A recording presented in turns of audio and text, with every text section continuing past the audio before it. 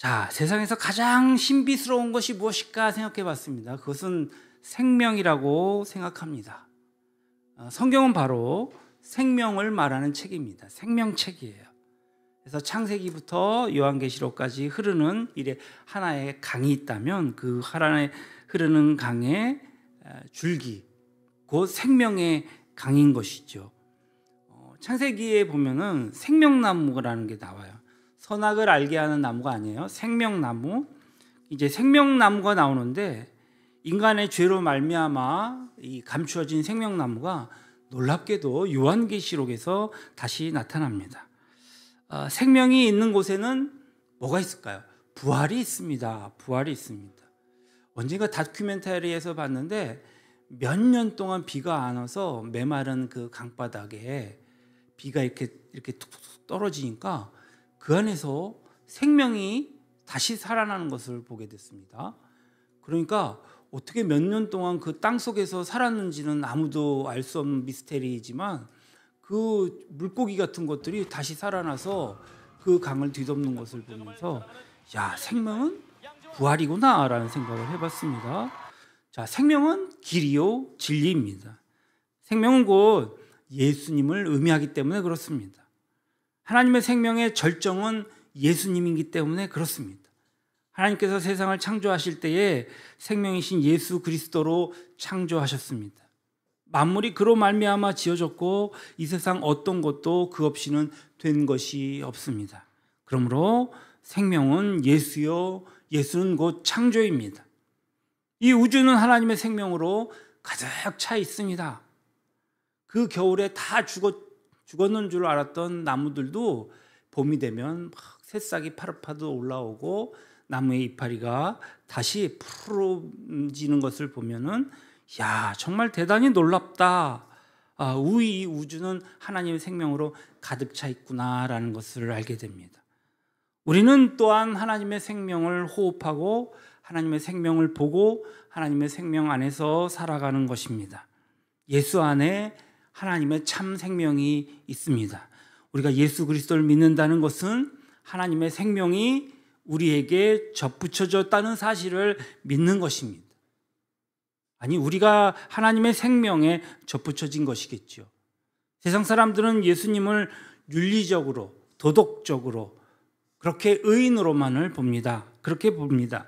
종교적으로는 의로움을 행한 사람으로만 생각하는 것입니다.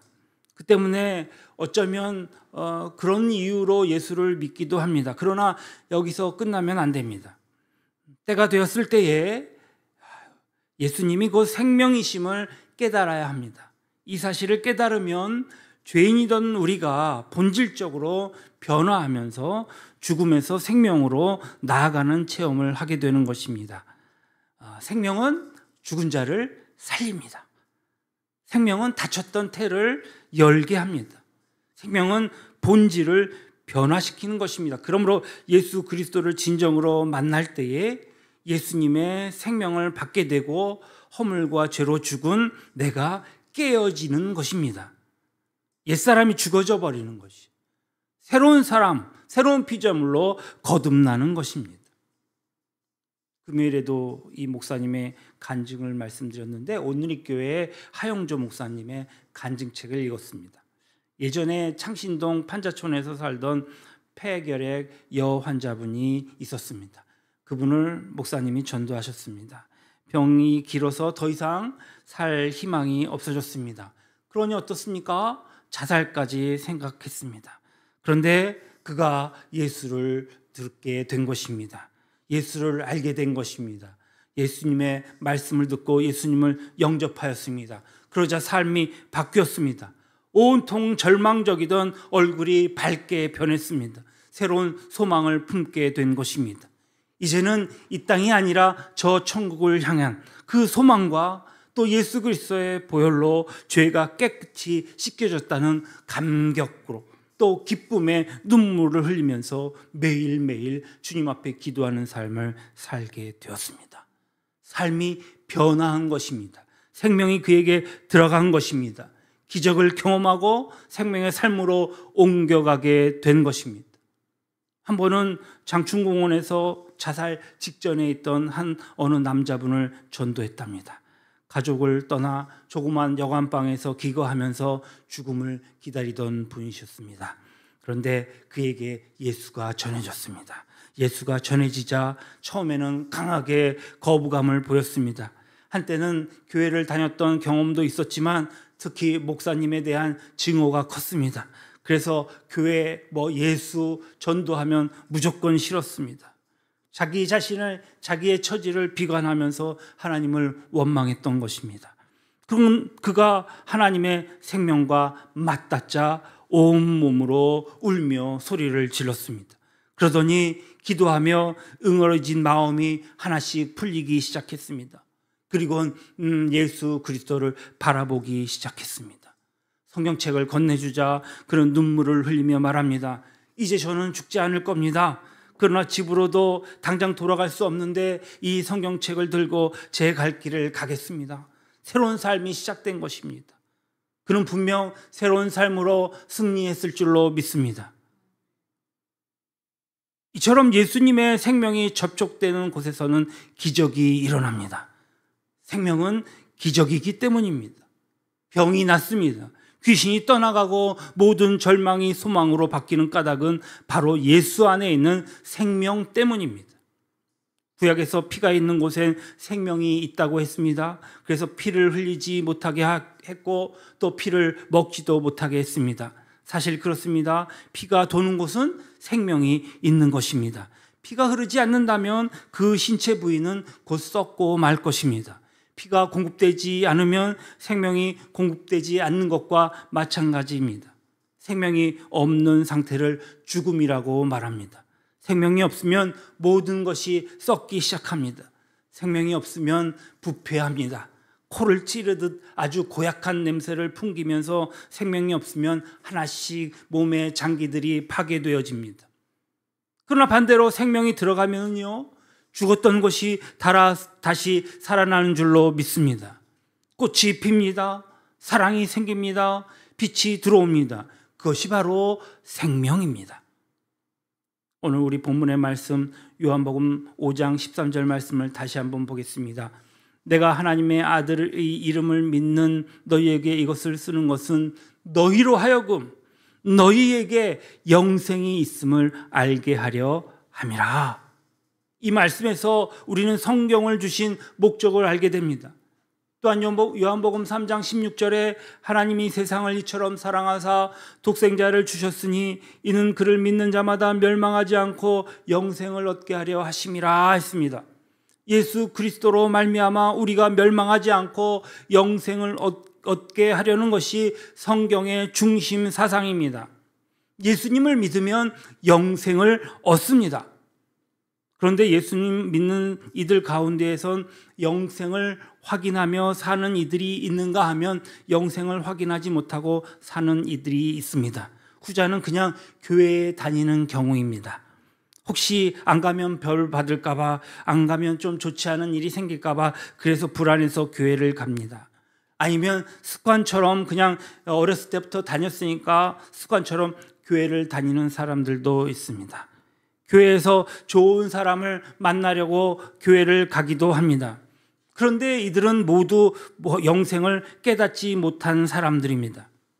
그리스도인이면서 세상 사람들처럼 사는 것입니다. 다른 점이 없습니다. 똑같습니다. 세상 사람들이랑. 영생의 능력을 경험하지 못한 불행한 사람들이라고 할 수 있습니다. 그러므로 우리 자신에게 영생에 있는 구원의 확신이 있는지 따져보아야 합니다. 구원의 확신이 없으면 마치 뿌리 없는 나무와도 같습니다. 금방 넘어지거나 금방 잎이 말라버릴 것입니다. 아무리 겉으로 멋있고 화려해 보여도 약간의 비바람만 불면 힘없이 쓰러질 것입니다. 이내 금세 변할 것입니다. 금세 교회를 떠날 것입니다. 금세 이랬다 저랬다 할 것입니다. 영생이 있으면 더 이상 죄를 짓지 않게 되어 있습니다. 또한 마귀에게 종로로 타지 않게 됩니다. 영생이 있으면 질병과 죽음으로부터 자유로워질 수 있습니다. 그것이 무섭지 않습니다. 영생할 수 있기 때문에. 영생이 있는 사람은 생산할 수 있습니다. 우리 안에 있는 죄와 싸워 이길 수 있는 충분한 능력이 그에게 갖춰져 있기 때문입니다. 이런 사람들은 전도도 아주 가능합니다. 이웃을 사랑할 능력도 있습니다. 유감스럽게도 그것을 사용하지 못할 뿐입니다. 하나님은 위대하십니다. 무한하십니다. 이 무한하고 위대하신 하나님의 생명을 우리에게 주셨단 말입니다. 생명이 있는 곳에 사랑이 있고 생명이 있는 곳에 빛이 있는 것입니다. 그러므로 생명을 받은 우리는 사랑할 수 있고 비칠 수 있습니다. 다만 사용하지 않을 뿐입니다. 예수 그리스도 안에 있는 생명을 깨닫는 순간 그리스도에 있는 능력의 사람이 됩니다. 오늘도 예배를 나오신 여러분들이요, 예배는 하나님의 생명이 임하는 시간입니다. 생명의 믿음은 전기가 통하듯 몸서리치게 하는 전율과 이제 더불어 찾아옵니다. 그러니 하나님의 생명의 말씀을 듣는데 꾸벅꾸벅 졸 수가 없습니다. 아주 절실하고 진지하게 순간순간 주님의 음성을 캐치하려고 온 정신을 집중하여서 말씀을 듣습니다. 꼭 나에게 하시는 말씀처럼 들리기 때문입니다. 다름 아닌 나에게 하시는 말씀처럼 들립니다. 가슴이 막 벅차오르는 그 음성이 들립니다. 그 음성으로 절로 이제 아멘 아멘 탄성을 이제 지르게 되어 있습니다. 아멘 아멘 절로 탄성이 나옵니다. 머리끝부터 발끝까지 전기가 흐르는 느낌을 경험하면서 주님이 나에게 마치 주님의 손으로 터치하는 것처럼 분명히 확신에 드는 것입니다. 그러니 간절한 찬양, 절절한 찬양으로 주님의 부르심에 화답할 수밖에 없어요. 그리고 주님께 다짐하는 것입니다. 그 들은 말씀을 행함으로 또 주님의 통로로, 생명의 통로로 살겠다고, 신분꾼으로 살겠다고 고백하면서 정말로 주님의 생명을 다시 한번 재확인하는 것입니다. 이 예배는 삶의 현장으로 이어집니다. 삶의 현장이 온통 생명으로 전염되는 것입니다. 삶이 예배가 되는 것입니다. 이런 생명을 장착한 사람은 활력이 넘칩니다. 하루 1시간이 아까워서 될 수 있으면 일찍 일어납니다. 시간을 낭비하지 않고 막 열심히 살려고 합니다. 뭐든지 열심히 살려고 합니다. 삶에 긍정적으로 모든 삶을 받아들입니다. 최선을 다합니다. 자기에게 맡겨진 일은. 미리 준비하고 계획하고 집요하게 문제를 해결하려고 노력합니다. 그리고 나보다 남을 먼저 생각합니다. 남의 도움이 되려고 노력합니다. 우리네 삶이 다 아름답게 보입니다. 세상의 모든 것들이 아름답게 보입니다. 내게 주신 재능은 나만을 위해 사용하는 것이 아니라 남도 살리는 것임을 잘 이해하고 있는 사람입니다. 매사가 헌신적입니다. 서로가 잘 되는 모습을 보기만 하면 몹시 좋아합니다. 합력하기를 좋아합니다. 같이 하기를 좋아합니다. 그의 언행 모두가 생명의 예수를 많이 닮아 있는 것입니다. 말 한마디라도 예수의 향내가 나기를 바라는 마음으로 건넵니다. 내 생각과는 상관없이 정말 예수의 사랑으로, 내가 널 예수의 사랑으로 사랑해 이렇게 번잡하게 표현하지 않아도 상대방이 이내 알아챕니다. 말하지 않아도 얼굴의 표정과 마음 씀씀이가 남다르기 때문입니다. 하나님의 사랑으로 무장되어 있기 때문입니다. 뭔가 믿는 구석이 있는 사람처럼 그렇게 행동합니다. 아니, 강하게 믿는 사람입니다. 이 믿음은 어디에서 생기는 것입니까? 그렇다면 예수의 생명을 소유한 사람은 어떤 믿음을 갖게 되는가가 먼저입니다. 오늘 본문에서 우리는 그 말씀의 귀한 진리를 찾아야 할 것입니다. 요한일서 오늘 13절로 15절 말씀을 다시 한번 보겠습니다. 내가 하나님의 아들의 이름을 믿는 너희에게 이것을 쓰는 것은 너희로 하여금 너희에게 영생이 있음을 알게 하려 함이라. 그를 향하여 우리가 가진 바 담대함이 이것이니 그의 뜻대로 무엇을 구하면 들으심이라. 우리가 무엇이든지 구하는 바를 들으시는 줄을 안즉 우리가 그에게 구한 그것을 얻은 줄을 또한 아느니라. 예수님의 생명을 확인하는 사람은 기도하는 믿음을 갖게 됩니다. 하나님께 기도할 수 있다는 것은 특권 중에 특권입니다. 영생을 소유한 자만이 기도할 수 있습니다. 생명이신 하나님, 생명이신 예수 그리스도를 믿음으로 말미암아 이제 죽음과 절망에서 벗어나서 새 사람으로 거듭나게 하고 내 안에 하나님의 생명을 만나게 되는 것이 바로 기도인 것이기 때문입니다.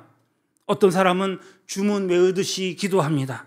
물론 기도하는 것은 좋습니다. 그런데 그렇게 기도하고선 기도 내용이 이루어지리라고 믿지 않더란 말이죠. 제가 그렇게 기도했습니다. 그렇게 기도한 것 같아요. 지난 한 주간도 내내 그렇게 기도한 것 같습니다. 그만큼 절실해서 그렇게 요구만 했겠죠. 그렇다 하더라도 일방적인 기도는 아무 소용이 없습니다. 그렇다면 그 기도는 가짜일 가능성이 큰 기도인 것입니다. 진짜 기도에는 생명이 살아 숨쉽니다. 생명이신 하나님과 만나는 것, 하나님과 나누는 대화가 진짜 기도입니다. 생명과 생명이 주고받는 기도가 기적을 일으키는 것이기 때문이죠. 우리가 기도하는 곳마다 하나님의 응답이 있는 줄로 믿습니다. 여기 기억해야 할 것은 우리 뜻대로 기도하는 것이 아니라 하나님의 뜻대로 기도해야 한다는 것입니다. 우리는 종종 내 뜻을 하나님께 통보하듯이 기도합니다. 이것은 명백한 실수입니다. 삼각산에 기도하러 간 세 처녀가 있었습니다. 오늘도 조용기 목사님의 그 기가 막힌 설교를 듣기 위해서 삼각산에 올라가는데 갑자기 온유월인데 비가 막 홍수처럼 내리는 것입니다. 가는 길이 막혔어요. 겨울에 막 물이 불기 시작하니까 말씀은 듣고 싶고 그리고 어떻게 해서든지 집회는 참석하고 싶은데 가지 못하게 된 것입니다. 세 처녀가 막 합심하여 기도합니다. 하나님, 이 물을 건너가게 해 주십시오. 이 건물. 그리고 그들이 무모하게 그 계곡을 건너기 시작했습니다. 그러나 물이 불어나서 그들은 그만 물에 휩쓸리고 말았습니다. 그들이 한 실수 중에 하나가 무엇입니까? 하나님께 기도만 했고 응답을 받지 못했던 것입니다. 그러나 그들은 기도만 하고 무조건 물에 들어갔습니다. 그런데 그들은 그들의 기도대로 응답을 받지 못했습니다. 다음날 신문에 커다랗게 그들의 사망 사고가 소개되고 있는 것입니다. 나의 요구를 들어달라고 하나님께 기도하는 것은 진정한 기도가 아닙니다. 그러면 참 기도란 무엇입니까? 참 기도란 하나님의 뜻을 깨닫게 해달라고 간구하는 것입니다. 우리는 하나님을 우리 편한 대로 사용하려고 합니다. 우리가 바라는 것을 이루어주는 그러한 알라딘의 마술 램프 정도로 생각한단 말입니다. 그러나 하나님은 그런 분이 아니십니다. 하나님은 뭐라 하십니까? 우리에게 회개하라고 말씀하십니다. 내 뜻을 좀 알라고 하십니다. 그리고 좀 전하라고 하십니다. 이것은 굉장히 어려울 수 있습니다. 부담스럽고 귀찮을 수 있습니다. 그러나 주님이 내게 부탁하셨으니 우리는 다만 그 말씀대로 행하는 것뿐입니다. 남에게 보여주려고 하는 것이 아닙니다. 주님이 명령하셨기에 행합니다. 이것이 하나님의 생각과 우리 생각의 차이입니다. 우리는 하나님의 뜻, 하나님의 계획을 알기 위해 기도해야 합니다. 하나님, 오늘도 저를 통하여서 어떤 일을 영광 받으시고 어떤 일을 이루시길 원합니까? 라고 기도해야 하는 것입니다. 그리고 하나님의 응답을 받으면 그 응답대로 순종해야 합니다. 예수도 하나님의 뜻에 따라 고통스러운 십자가를 지셨지 않습니까? 마태복음 26장 39절에 내 아버지여 만일 할만하시거든 이 잔을 내게서 지나가게 하옵소서. 그러나 나의 원대로 마옵시고 아버지의 원대로 하옵소서 하시고, 이것이 참된 기도입니다. 우리의 것을 주장하던 기도를 내려놓고 하나님께 기도하는, 순종하는 기도를 드리는 것입니다. 우리의 기도를 받고 하나님의 뜻을 깨닫게 해달라고 기도 드리시기를 바랍니다.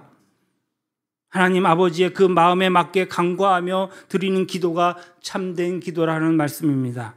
하나님의 뜻을 깨닫기 위해서는 성경을 가까이 해야 합니다. 왜냐하면 성경 안에 하나님의 뜻이 너무나도 많이 들어있기 때문입니다. 하나님의 뜻을 구하면 모든 것이 이루어진다고 했습니다. 성경은 예수님의 생명을 모르는 사람에겐 닫힌 책입니다. 한 페이지도 못 읽을 것입니다. 내가 성경을 한번 읽어봐야지 하고 딱 첫머리부터 막혀서 뭔 소리인지도 모르겠지만 하여튼 지루하고 이해도 안 가기 때문에 읽혀지지 않을 것입니다. 그러나 예수님의 생명을 아는 사람에겐 성경은 열린 책입니다. 성경 말씀에 빨려 들어가고 영원한 샘물을 만나는 것처럼 감격스럽습니다. 요즘 같은 시대에는 잘못된 믿음이 판치고 있어서 혼돈에 빠질 위험성이 큽니다. 그럴수록 우리는 성경에 집중하고 하나님의 뜻에 합당한 기도를 드리기 위해서 애써야 합니다. 그러한 기도는 반드시 이루어진다 했습니다. 하나님께서는 불가능이 없으시기 때문입니다. 로마서 8장 32절 말씀, 자기 아들을 아끼지 아니하시고 우리 모든 사람을 위하여 내어주시니가 어찌 그 아들과 함께 모든 것을 우리에게 주시지 아니하겠느냐. 하나님이 원하시는 방향으로 나아가기만 하면 기적이 일어날 것입니다. 하나님의 뜻이라면 끝까지 믿고 나아가십시오. 하나님의 약속은 반드시 이루어짐을 믿습니다. 야고보서 1장 6절 말씀, 오직 믿음으로 구하고 조금도 의심하지 말라. 의심하는 자는 마치 바람에 밀려 요동하는 바닷물결 같으니 라고 했습니다. 바닷물결 같다는 거예요. 의심하고 막 불안해하고 두려워하고 그러지 말라는 거예요. 믿음으로 구하면 조금도 의심하지 말라는 겁니다. 하나님은 미루시거나 주저하시는 분이 아닙니다. 우리도 그렇게 해야 합니다. 오늘 본문 말씀 14절 말씀입니다. 그를 향하여 우리가 가진 바 담대함이 이것이니 그의 뜻대로 무엇을 구하면 들으심이라. 하나님 아버지가 들어주신다는 확신, 이것이 바로 믿음입니다. 나는 오늘 당신이 이러한 확신이 필요하다고 생각합니다. 이 확신이 있을 때 당신이 잘 되고 교회가 부흥하고 기적이 일어날 줄로 믿습니다. 15절 말씀입니다. 우리가 무엇이든지 구하는 바를 들으시는 줄을 안즉 우리가 그에게 구하는 그것을 얻은 줄로 또한 아시느니라. 여기에 우리는 확신이라는 미래를 현재로 앞당겨 맛보는 그런 축복을 깨달을 수 있어야 할 줄로 믿습니다. 우리가 무엇이든지 구하는 바를 하나님이 들으시는 줄을 안다는데, 이때 안다는 것은 바로 확신을 의미합니다. 이 말씀 미래의 사건인 믿음의 기도로 말미암아 현재의 응답으로 이미 왔노라 라고 가르치는 것입니다. 그리스도인이라면 죽어서 천국에 갈 것이라는 믿음을 지니고 살아가지 않습니까? 여러분, 그 중에 한 사람도 그 말씀을 의심하는 사람이 없죠. 우리는 죽으면 반드시 천국에 가게 되어 있습니다. 그런데 천국을 미리 가볼 수는 없잖아요. 그럼에도 천국의 영생을 누릴 것을 아는 까닭이 무엇입니까? 바로 우리 안에 확신이 있기 때문입니다. 그러므로 죽음을 두려워하지 않습니다. 믿는 사람의 시각과 믿지 않는 사람의 시각은 이처럼 다릅니다. 우리에게는 누가 있습니까? 우리에게는 예수 그리스도가 있습니다. 지금 고통스럽다 할지라도 아직 끝난 것이 아닙니다. 이 과정을 거치면 언젠간 정의가 승리할 것을 우리는 잘 압니다. 마침내 하나님이 승리하실 것입니다. 믿음이 승리하게 될 것입니다. 예수님의 생명을 소유한 자는 기도하고 기도하는 자는 확신을 갖게 되어 있다 했습니다. 그러므로 우리는 믿음을 가지고 나아가야 합니다. 로마서 8장 38절 39절 말씀입니다. 내가 확신하노니 사망이나 생명이나 천사들이나 권세자들이나 현재일이나 장래일이나 능력이나 높음이나 깊음이나 다른 어떤 피조물이라도 우리를 우리 주 그리스도 예수 안에 있는 하나님의 사랑에서 끊을 수 없으리라. 아멘. 세상에서 환난을 당해도 우리는 담대할 수 있습니다. 주님 안에서 우리가 승리할 것을 확신하기 때문입니다. 그러므로 여러분 기쁨으로 사시기 바랍니다. 활력 있게 사시기 바랍니다. 감사함으로 사시기 바랍니다. 열심히 사시길 바랍니다. 예수의 생명이 우리 안에 있음을 자랑하고 찬양하시길 바랍니다. 이 생명의 힘으로 또 한 주간을 승리하며 나아가시기를 바랍니다. 그럴 때 우리에게 소망이 있습니다. 그때 우리의 삶의 의미를 찾을 수 있습니다. 천국을 소망하며 사는 자, 이 세상이 부럽지 않고 두렵지 않음을 믿습니다. 그런 예언의 성도들이 다 되시기를 주님의 이름으로 축원합니다. 축원합니다. 하나님 아버지, 우리 안에 영생이 있음을 감사합니다. 영생을 소유하게 하셨으므로 하나님께 기도할 수 있음을 감사드립니다. 이 생명이 있는 것을 찬양하게 하여 주시옵소서. 하나님의 뜻에 순종하는, 하나님의 뜻을 강구하는 기도는 믿음으로 응답됨을 믿습니다. 오늘도 그러한 백성들, 그러한 믿음을 가지고 사는 승리하는 백성들이 다 되게 도와주시옵소서. 거룩하신 우리 구주 예수님의 이름으로 감사하며 기도드렸사옵나이다. 아멘.